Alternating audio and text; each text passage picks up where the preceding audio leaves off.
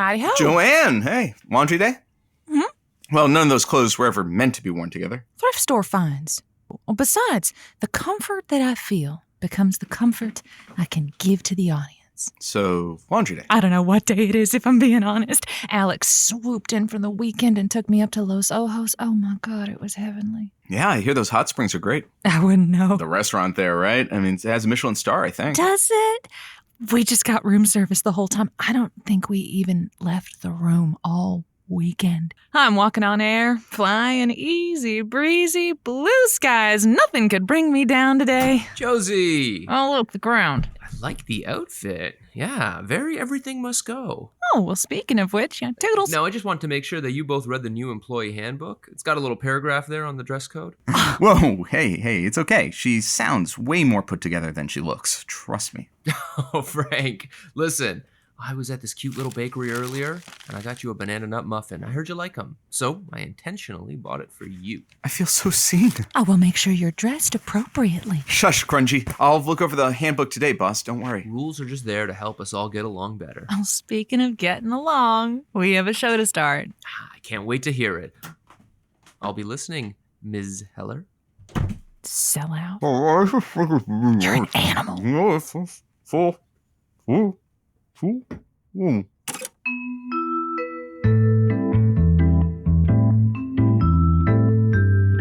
Good night, cuties, and welcome to Josie's Lonely Hearts Club. I'm your host, Josie Heller. Let's spend the night together.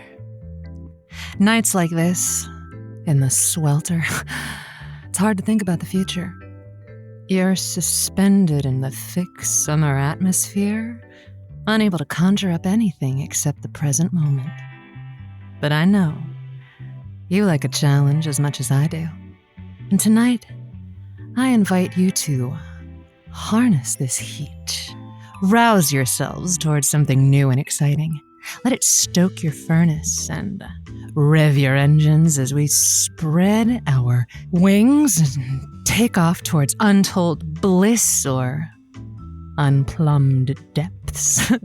Maybe you and that special someone are ready for that next step. You've weighed the pros and cons, you've picked out your safe word, and now all you've got to do is take the plunge and see what happens. Let's check in, cuties. Let's meet our future head on. We can trade procrastination in for prognostication if you just dial 555-505-KDNM. Let Mama read your palm. Frank, who's bold enough to step up to the plate first? All right. Well, let's take a swing with Sonia calling in from Boulder.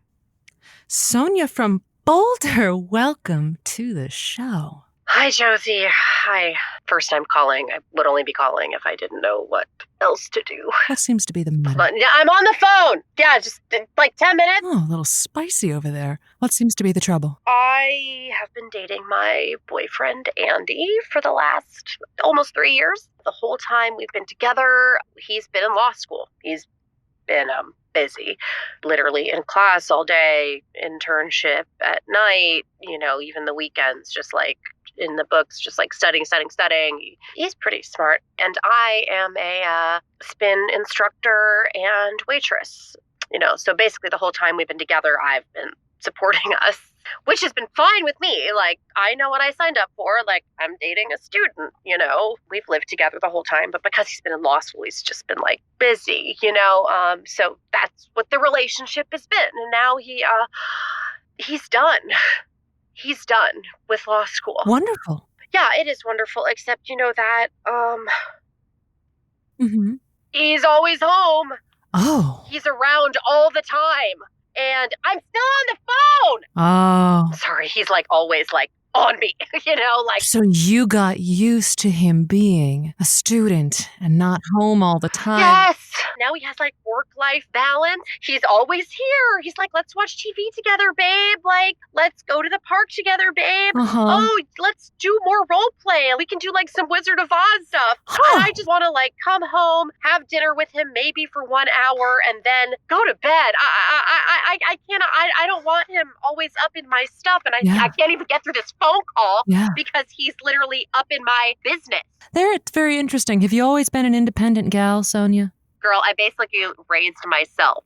Okay. Tell me that there's got to be a way you can pass the time that won't, drive you up a wall, won't it? I mean, I don't know. He's like obsessed with me. And he's just like wanting to cook for me all the time. And he wants to take me out for dinners all the time. And I'm like, it's too much. Oh my God, like back in the day, like we would only see each other like 1 hour a day. It was perfect. And then we'd both just, get into bed and just pass out. It was a perfect relationship. I heard once somewhere that two people don't need to be going in the same direction, but they do need to be going the same speed. When you were hustling to keep the relationship afloat and stable and a roof over your heads, and he was hustling to become a lawyer, you were going the same speed. Whoa. And that now... I said I'm on the phone! Do you see what I am talking about, Josie? Yeah. He makes so much money, he says I can quit my job. Oh, great. I don't want to quit my job. I don't want to see you more. Wait, maybe I could get pregnant. Oh? Then I could take care of a kid, and then I wouldn't have to look at his stupid face. Don't quit your job, Sonia, whatever you do. I need to get on that bike. If I don't get on the Soul Cycle bike 5 times a week, I said I'm on the phone! Hun, oh my God, I feel for you. My heart goes out to you. Thank you. It sounds like you are done. What? Done? It sounds like you're checked out. It sounds like this is curtains for you two. What? What? No! Oh! I'm not done. I don't want to leave him. Are you kidding me? I'm so attached to that man. Oh. He is my life partner. He is my soulmate. I could never leave him. Oh. That's crazy. Okay. Have you been listening? Oh, you just want to see him an hour a day. Exactly. Okay, well, here's a question. Do you find that you get tired of most people after an hour? Yes. There we go, eureka. I think the pieces have fallen into place, and with all that nice new lawyer money, you guys should get yourselves, adjoining houses. Oh. Little breezeway between the two of them. You are smart. In the 50s, it was separate beds. In the 2020s, separate houses. Josie, oh my gosh. It took a minute. I'm glad we found our way through it, my dear Sonia. Thank you for calling on to the show. You are welcome. You have got moxie. Hell hath no fury like a woman spun. Josie, can you not right now? What? I'm kind of producing the show. Are you trying? No, up next, we have Roger from Colorado Springs. Oh, Roger from Colorado Springs. Welcome to the show. Hey, thanks for having me. You bet. Now, what's going on? I love my girlfriend. Uh-huh. Things are, perfect. Mm-hmm. She's, been pushing me for a while to, take things to the next level, and I'm, a little afraid. What's the next step for you? It's marriage. You remember when things were when you first started dating someone, and you want to keep it fresh. I didn't want it to be ruined by marriage. How long have you been together? Wow, it's been a few years. It's another thing. You worry sometimes. How this is going to affect everyone else. Well, who else? But you think about our kids. Do we do this now or wait till they go off to college? You have children currently. Yeah, and listen, they're going to be out of the house, 2 and then 3 years, and then. I thought, that's kind of a better time because then we don't want to disrupt sort of the family dynamic as it is now. They're sort of used to mom and dad being single. Yeah. And you co-parent, you cohabitate. You've got 2 high school age children, but you just haven't popped the question, if I were your girlfriend, your baby mama, your life partner, and we were getting up there in years and shared assets and children, I'd want a little bit of legal protection too. I don't know what kind of legal protection you need. If you got hit by a bus tomorrow, what happens to her? What happens to the kids? then, that would just activate the living trust that I've set up for her, and the kids and everything. So, I mean, So what's your girlfriend's come from then? Has she been okay for the past 17 or so years, and then all of the sudden, marriage is on the table? I mean, at first I thought it was, maybe, okay, it's just about the ring. I was like, honey, I could buy you a ring. I think it's more than that, really. And so, I mean, really, what have you got to lose, is what I think I want to know. I don't know, I guess, my sense of freedom and then, independence, really. And so you'd feel living essentially common law married and co-parenting and all... Wait, I'm sorry, what? You say common law? So there are some states and or commonwealths that observe common law marriage. That is, when a couple live together for enough time, they are married in the eyes of the law. I just don't know what the Colorado... Oh, wait, are you kidding me? Whoa, so wait, you're telling me we've been married this entire time? I thought I was, a free man, independence, and nothing's going to tie me down. And basically my life's been a lie at this point because I've been married. I've been married. Yeah, I'm a husband. Well, I'm a husband, I'm a dad. Might as well sex on Tuesday, just the missionary position.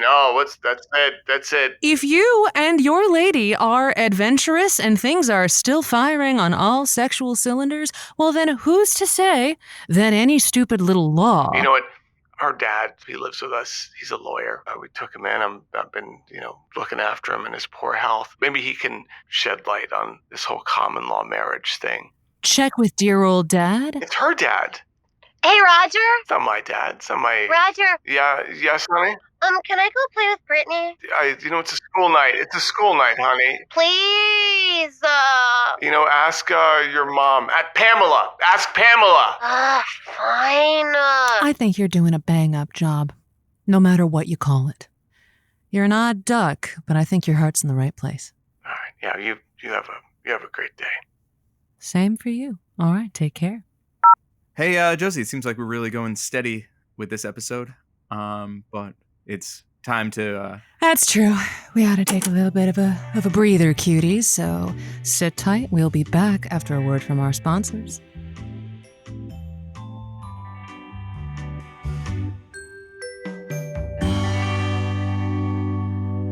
So, Joe, what's the real reason you're so sore at Dr. Mark? Is it his cosmopolitan air? His leading man looks? As if. Is it because he's been up to his elbows in horse? Ugh. Intolerant. I'll be listening, Miss Heller. You can't convince me there's anything worthwhile about that Colorado clown. They could have sent a suit to micromanage us, and instead they sent another host. That's better. Yeah, the boss's kid. Snotty little snitch. Okay, you're making this too personal. Why not just play nice and cash our ever so slightly higher checks and, keep doing our thing? I can't believe you're on his side. I'm not on anybody's side. I'm on our show's side. I'm on your side and eternally loyal to Joanne Holtzinger and her flag. Right. Don't forget who pays your bills. Well, he does. Spiritually. Oh, right. You, 100%. Ooh, the handbook. Mm-hmm. Why don't I just delete that? You're reading it already, aren't you? What? Of course not. Back on the air with you. It's showtime. Come on, let's go. 5, 4, 3 in every week. Oh, go. And we're back. Welcome to Josie's Lonely Hearts Club. We are all getting a little bit cozier, a little more intimate, figuring out how we can take things just a little bit further. So, Frank, now that we're back, have we got anybody else who wants to step on up? Yeah, I think I'm finally at a point in my life where I'm ready to bring you Charlene from Lakewood. Hey, Charlene from Lakewood, welcome to the show. Hi, thank you so much for having me. My husband is a little bit more lighthearted, goofy, and he loves pranks. We've been married for 8 years and together for 12. Over the years, we've done all sorts and kinds of prank wars. So my birthday was a couple weeks ago, and he got me one of those cards that when you open it, it starts singing and then never stops singing. Oh. I changed his ringtone to the sound of my moaning. So it sounded a little bit like, I'm Jane. I know. And then I called him at his job to ask if he wanted to get lunch. It was very, very fun for me.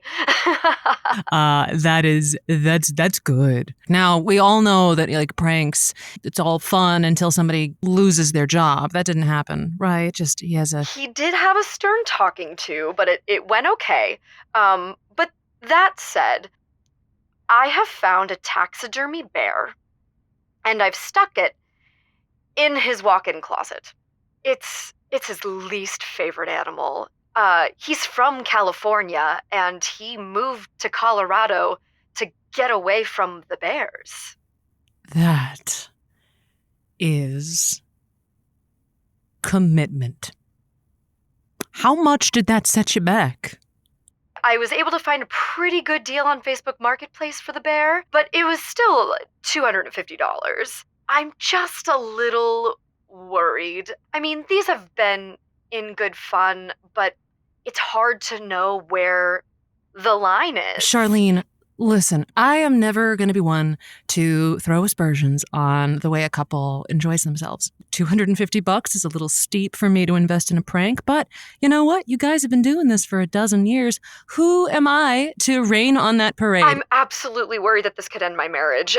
The bear is on a spring load. Oh. It's going to pop out with roaring surround sound off of Bose speakers, and then a big fat sign directly in his face at 4:30 in the morning that says I'm pregnant with twins. What would possess you to throw him this curveball? This doesn't feel like it's a fun prank.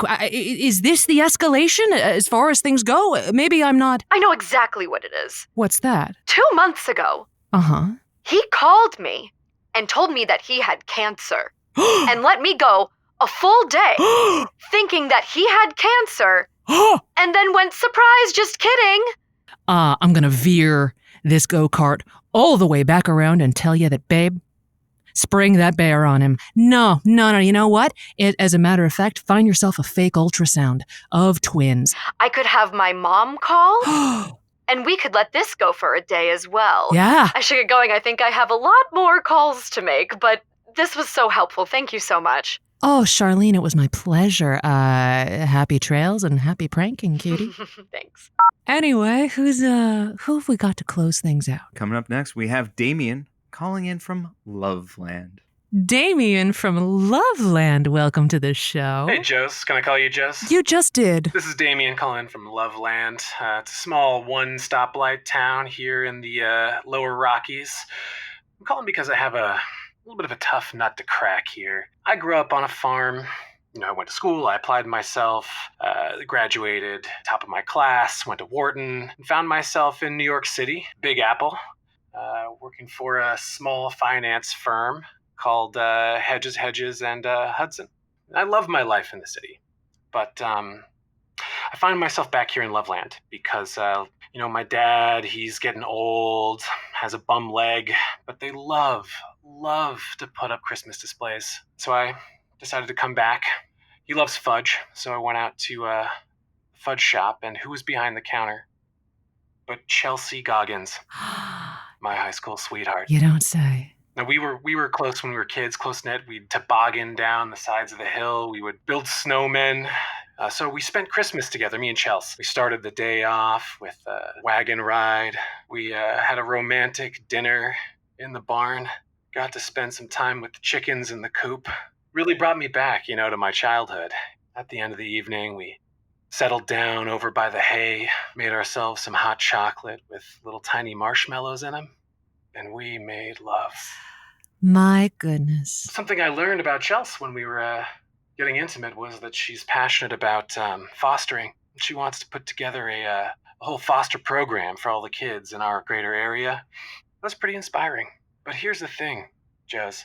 This created a schism in my mind. I need to figure out what I want to do with my life, Do you go back to the city where you are successful and respected and get to hang out in the Hamptons? Or do you maybe just carve out a little place of your own in Loveland with Chelsea Goggins? Oh, My goodness. The reality is that I've got my fourth quarter projections made, and I've got this big meeting coming up. We're standing to have a huge quarter. I was going to sell my options and buy a penthouse on Fifth Avenue. She only needs $750,000 to get started. It would be, to me, a shame to throw away your entire career. Is there some sort of hybrid? Can you keep working with Triple H from Loveland in order to just keep that alive? Or would this really just be deciding between the city and the girl in the country and a potential swarm of foster children? The president of our company doesn't believe in remote work. He thinks it kills productivity. And to be honest, I have to agree with him. Well, you've known Chelsea all your life. I mean, Christmas magic, the potential to reach and to positively affect children of all ages in the greater Loveland area. I mean, can you buy that type of purpose anywhere else? I love this woman. I do. But you know what else I love? Money. I love it. Oh, give me dollars, cents every single day looking at those spreadsheets, thinking about what tomorrow's oil prices are going to be. Yeah. Forecasting. I mean, who doesn't love a good forecast? Interesting. So this job has given you not only stability, but also purpose and joy. I get fulfillment from pulling up a chart, comparing exchange rates. It's a dance. Going out for 3 martini lunches with clients, going to Momofuku Group in the evenings, and romancing our business partners over gochujang samplers. Now that's real life. I mean, I don't want to besmirch your contribution to Hedges, and Hudson, but who is going to stand up for the kids in Loveland? Chelsea needs you. Those kids need you. You're right. They do need me. If only I could reach out to those youngsters and teach them the value of forecasting, of financial analysis, put them in a position where they can truly self-actualize. Big brothers and big sisters, they visit their little brothers and little sisters in their place. Nothing is more fulfilling than helping someone reach the spot that you're at, setting them up for a lifelong fulfillment and success. And maybe they too can have sake and gochujang with David Chang himself. I think that's a beautiful mission statement that you've put forth. So you get that tranche and you bring it back to the ranch. And I think I know my next steps. Thank you, Josie. Cuties, I don't know about you, but I gotta get out of here and tend to a little something. So keep your hot little hands off that dial, because coming right up, we have another bit of programming from the KDNM archives. This one blowing the dust off the cover from the KDNM vault itself. It is called Spiders in the Dunes. Yeah, of course. Spiders in the Dunes. Join Jack Webb as he goes out into the desert, looking for all the 8-legged friends he could fit in his mouth. It is a surprising, moving, adventurous culinary journey through the world of the sandy beyond. Recorded in 1957, the year right before his passing, due to an extremely poisonous spider bite he got while filming. Spiders in the Dune, only on KDNM. Maybe you were right about playing nice. I'm going to burn down this station and everyone in it! Great. This is a great attitude. This fascist handbook is a travesty. Martial law. That scheming Nepo baby plays nice and then he rips out our hearts. I knew it. What is it? The station parking lot is available for a $25 a month fee. No personal effects may be stored within the studios. What about tortoises? Oh, case by case, upon approval. He's holding our Horatio hostage until we lick his boots. Oh, they want to choke us out and eliminate everything that makes us special until we're just part of the WBXV Borg Cube. But we're charming, scrappy underdogs who march to the beat of our own drum. Preach it. We're a grassroots community bolstered by the support of our state's proud and lovable oddballs. And the freaks. And the freaks. What makes him think we're going to bend the knee to this shameful, snobby, interloping out-of-towner? Ooh, new coffee machine, though. It has a milk steamer. Frank? Nah, mutiny canceled. Frank? The revolution will not be radioed. Do the credits, you turncoat! Yes, boss. Josie's Lonely Hearts Club was created by Rachel Music and Maximilian Clark. Our story editor was Aliza Brugger. Our callers this week included the talents of Ashley Adler, Chelsea Lang, Walter Masterson, and Matt Horn, and brought to you by the good folks at the Good Story Guild. You can check them out, give us a review and whatnot. Also, if you have a story of your own and you want to get Josie's feedback on it, send it to audio@goodstoryguild.co, not .com, .co, you cuties. According to our new station dress code, I'm going to have to start wearing pants when I'm in the recording booth, so guess I'm going to have to go shopping for some. In the meantime, night-night, cuties.